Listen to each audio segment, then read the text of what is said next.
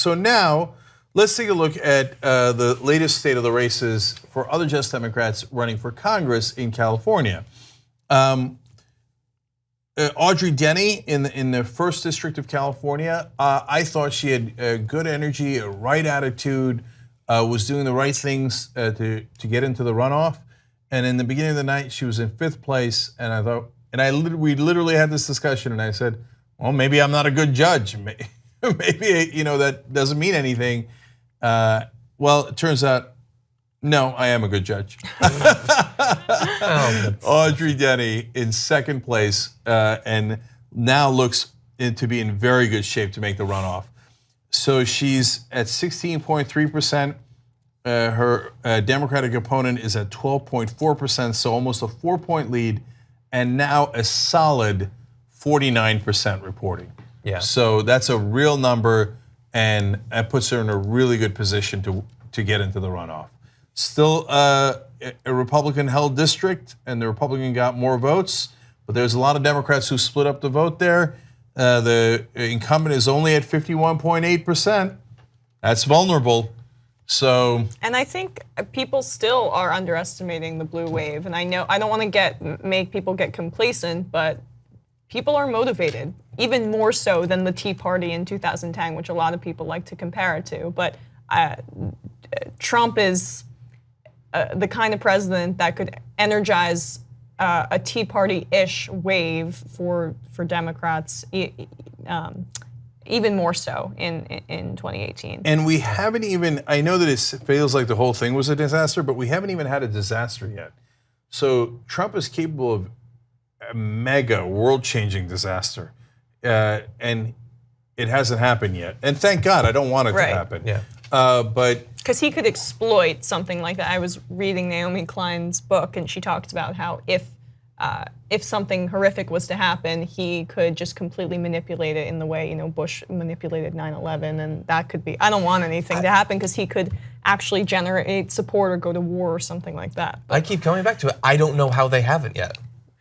Manufacture something or blown something out of proportion. It sounds like, with the sorts of people he's surrounding himself with, it shocks me, thankfully, that they have not resorted to that yet. Yeah, but on the other hand, let's say he does something like crash the stock market. Then all the Republican donors are mad. He's in a tailspin. The other Republicans don't want to back him. And then they walk into that 2018 election thinking, oh, this is a nice wedding that the Lannisters have paid for. So, all right, now more good news. Music. House District 25, we had Just Democrat in this race, Brian Caforio, boom, 2nd place. Now, these districts, as you get further down California, are reporting a lot less. So only 10% reporting here. He's got about a 3-point lead on 3rd place. So that's good news, but definitely not settled, okay? Now I move down to, oh, by the way, Rosa Calderon, as I told you earlier, in the 4th district is not likely to win. Now, super interesting in the 34th district. This is not a Just Democrat, but it is a Green Party candidate that I interviewed, Kenneth Mejia. I always struggle with the name. For a guy named Cenk Uygur, I should do better. Anyway, well, the bad news in that race is for Kenneth is that Jimmy Gomez, the Democrat, with a crushing 78-point showing, with 12% reporting, but Gomez will obviously make it into the runoff, and he's the incumbent. But Kenneth, 2nd place at 11.9%. Here comes the Green Party. So not often you see a Green Party candidate in a position to get to a general election. He is, by the way, 3rd place is to a Libertarian. So root for Kenneth. I just want to say one thing just in case. In that 25th district, Brian Caforio is in 2nd. The woman who's right behind him, Katie Hill, I just randomly checked just again to give you an idea of where we were at. She supports Medicare for all. So right behind the Justice Democrat. She's not a Justice Democrat, takes corporate money, but supports Medicare for all. What district? So that's good news. Now, everybody was worried about the 39th district. They had that as the most likely where Democrats would split up their vote and 2 Republicans would advance and not give the Democrats a chance to flip that seat. Ed Royce was the representative there, but he resigned. So they're going to have a new congressman. Ed Royce is a Republican, so that's more of a Republican-leaning district, obviously. And a Republican is in first place. Young Kim is. But Gil Cisneros, a Democrat, is solidly in second place. Still a lot to go. No, but in that case, no, 47% reporting. So his 3-point lead, much more likely to hold up. So I told you it was a needless panic, and it looks like it's a needless panic. You'll have a very standard Republican versus Democrat in the 39th district. So now we go down to the 49th district where we have another Justice Democrat, and that is Doug Applegate. He is the one that nearly upset Darrell Issa in 2016 in the closest election in the country. So of course the Democrats inserted a lot of other candidates into that race to muck it up, and they have. But Democrat will advance. That's another one they were worried, oh no, the Republicans are going to come in and get the top 2 spots. No, they're not. A Republican will get the top spot. Issa is retired, and Diane Harkey got a lot of the money and the support, institutional support, so she's going to advance as a Republican. But a Democrat will come in second. It's just not clear yet if it's Mike Levin, Sarah Jacobs, or Doug Applegate. But Applegate is trailing by about 3.7%. Still 81% of the precincts left to report, so he could make a comeback. And Levin and Jacobs are very close. Levin is better than Jacobs. Jacobs comes from big money. Levin is at least backed by PCCC, a good progressive group. And then Levin supports Medicare for all. And yes, he's got a lot of really good progressive positions. Yeah. So if he advances, not so bad. And then the 50th district, Duncan Hunter Jr.'s district, he's going to advance. He's the incumbent. So who's going to be up against him? Well, still only 14% reporting, but Amar Kampa-Najjar, the Justice Democrat, still holding on to a 1.7% lead. So okay shape, no, good shape, but a ton still left to report. It hasn't actually updated in like an hour and a half. Yeah, why is that? Because California is maddening. Some places report right away, and some places sometimes take forever to report. So as we're doing this, it's 11 o'clock Pacific time in California. The polls have been closed for over 3 hours. 2 a.m. So we are going to wrap it up because if we kept going, that 50th district might come in 2 weeks. So when it does, we'll let you know. But at the end of the night here, as happens frequently on election nights, now I've been on the air for 8 straight hours, and the Justice Democrats almost always rally. Oh, and by the way, in my good news wrap-up, I forgot to mention, I'll do it now, the first ever Justice Democrat, Ro Khanna, an incumbent, has also won and moved on. So it looks like there's going to be about 3 to 5. We'll see, of course, by tomorrow how many exactly more Justice Democrats move on. But it's a good number. And I kid around that they've rallied because it just happened to be that California was last. Justice Democrats did lose in New Jersey and in New Mexico, but in New Mexico, a wonderful progressive beat a Justice Democrat, Deb Haaland, has an excellent chance of winning the general election and will be the first ever Native American woman in Congress. More important, her policy positions are great. So lots of good news for progressives overall in the night. More Our Revolution candidates won. In fact, I think every Our Revolution candidate we mentioned won. I don't know that we got them all, but someone called Politico. And so as it's turned out on a lot of these election nights, nice progressive victories to end the nights. It's just a coincidence, a matter of when the states are going and when the results are coming in. But the Just Democrats, as usual, started with a rough beginning and now are going to win a bunch of these races at the end. So when you put all of them together, Working Families Party, you got a Green Party candidate going to the general election. You got Our Revolution, you got PCCC doing really well. And then you got Justice Democrats with maybe up to 5 candidates advancing. Not a bad night for progressives. So obviously it has to be noted that our favorite candidate, certainly my favorite candidate, Allison Hartson, did not win tonight, the Senate race, but still a ton of victories. We never thought it was going to be easy, and no one ever thought we would have these many victories. They thought we'd have no victories. Instead, we're now in the dozens of victories. And by the way, our revolution was derided for having a 40% win rate for a new group is amazing. Now their percentage win rate is way better. Last election night, they won 7 out of 12. Here, they've done really, really well. So overall, progressive groups, as young as they are, as new as they are, have been doing fantastic. Yeah. If you told me when we started Just Democrats that by the time California has voted, and you're about halfway through the primaries, that you would have, we had 11 advancing, we'll probably have another 3 tonight, we would have 14 going to the general election, I'd have been like, are you sure? I'm optimistic, but that's a lot. I would have attacked you physically. I've just been overcome with rage. What are you talking about? Yeah, but there's still, I mean, if they do a report on it, if they report on it in the mainstream press, it's going to be, well, why weren't there more? It's disappointment from the progressive wing. Because I don't know, I mean, that was the framing of that Politico article, and then there's radio silence when it comes to successes. That's because the establishment press doesn't believe in progressives, has an enormous bias against them, not because they hate them, but because in the groupthink of Washington is like progressives have no power and they never will have power, okay? And money, who's got more money? And so in that context, when you talk about how we're gonna run uncorrupted candidates not taking corporate PAC money, they're like, oh, please, you'll never win, except for all these wins. What happened? I thought we would never win. I thought we wouldn't get any victories. I guess you were wrong about that, but not a lot of times will you get mainstream media reporting. This breaking news, it turns out we were totally wrong. Not to pile on to Politico, but I don't really care. Go ahead and pile on. Like every single report that they do about any candidate, it doesn't matter.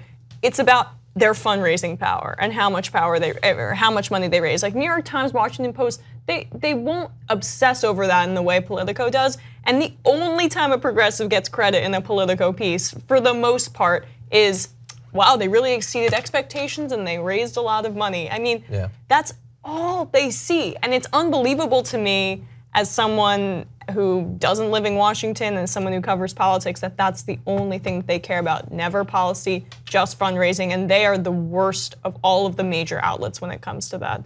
Yeah. And the great example of that, which I've shared before, is the person we interviewed earlier tonight in our live coverage. And by the way, don't miss any of our live coverage on any election night.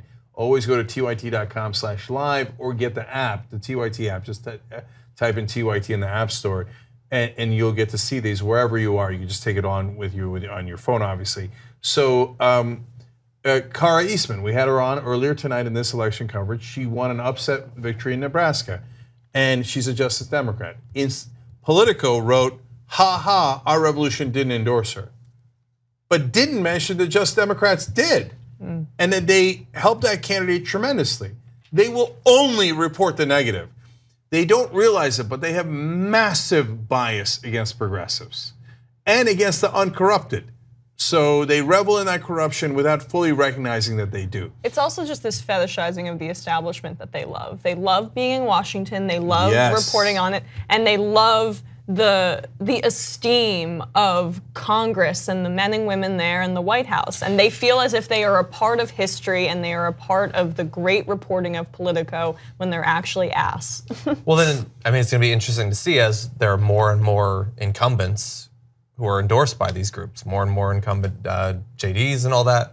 Are they going to update based on that? Because now the distinguished gentleman at some point they'll be forced to. So that's a great question, and Emma's absolutely right. So let me explain how we win and change that attitude and how they're forced to.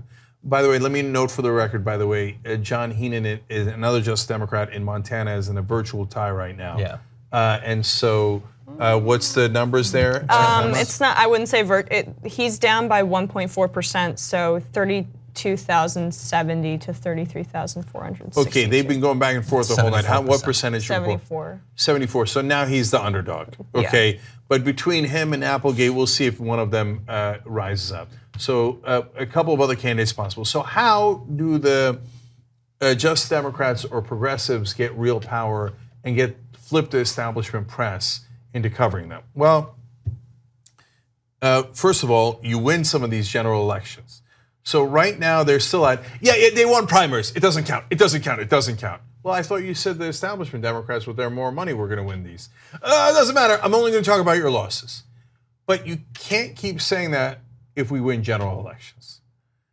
And then you say, all right, well, okay, general elections, but maybe they can. Maybe they can still ignore it. Hold. There's two other things that are going to make a big difference. If you knock out some of the people that they revere, so what Emma was just talking about, they look up to these guys like, oh, the honorable gentleman from Connecticut, right? Oh, you have power. So it would have been great if Allison knocked out Feinstein. It would have been perfect. Now, it didn't happen. But there are still a couple of those big possibilities. Alexandria Ocasio-Cortez in New York, if she knocks out Joe Crowley, the fourth-ranking Democrat in the House, earthquake. And then everyone will write that article. And they will, don't get me wrong, there's some of them in the beginning will be an initial glow of like, oh, something fun, exciting, different happened in politics. I didn't expect that. I'll write a positive article. My best guess is that'll happen in the beginning. And then they'll turn on her. And they'll say, chances. They had a Democrat who was raising a lot of money for other Democrats, and now that's gone. I hope you're happy, you progressives. But all of a sudden, they're fighting you. They're not ignoring you anymore, right?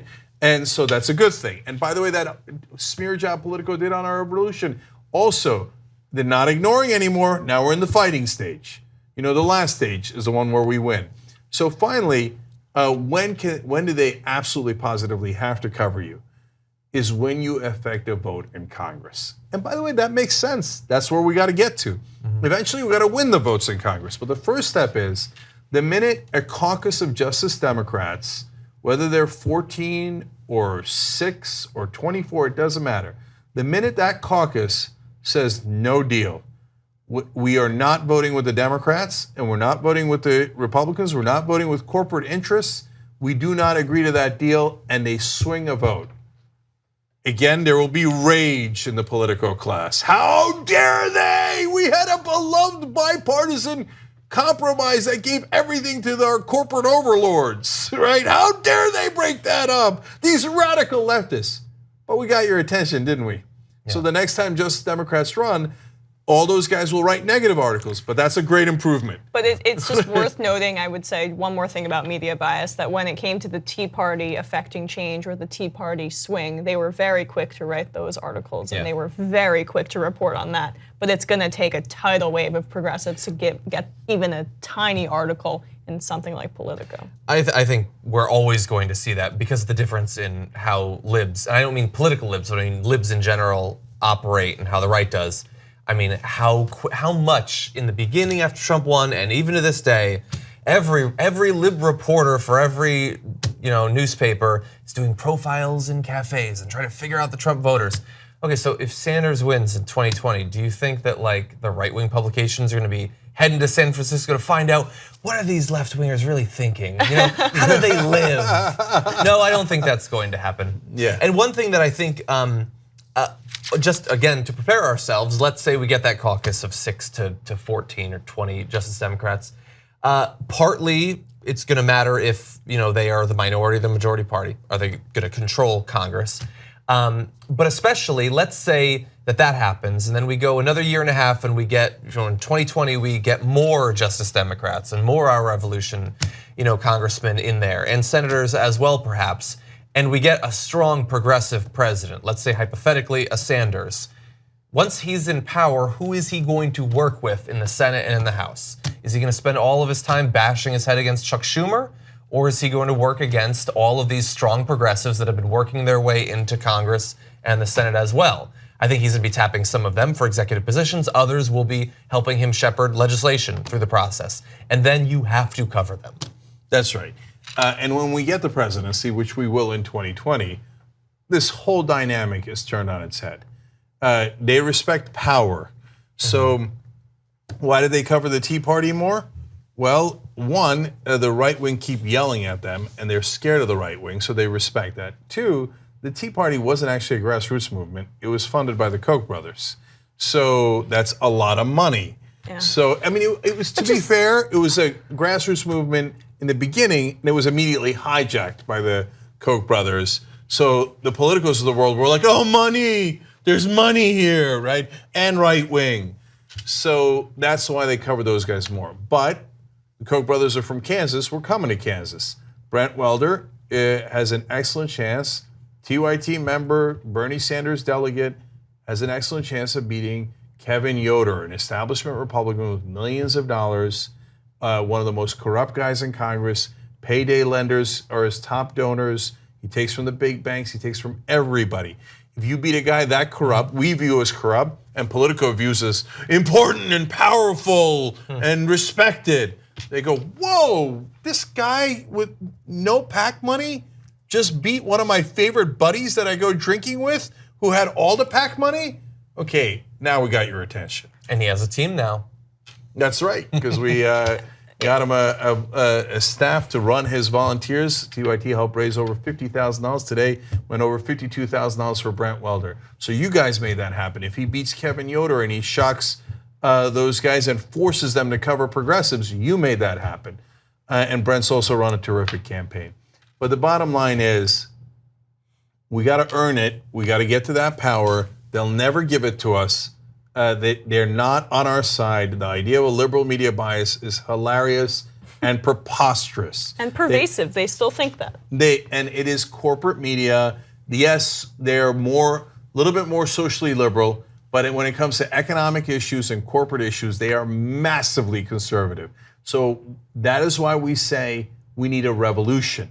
That's how the system is rigged, and a revolution doesn't happen overnight. We made some good steps today. Of course, there were some painful parts of it as well, but the revolution continues, and I think in 2020, they're going to see what that revolution looks like. So let's keep going and let's keep fighting, and I think with the great steps we made so far, we're going to get there.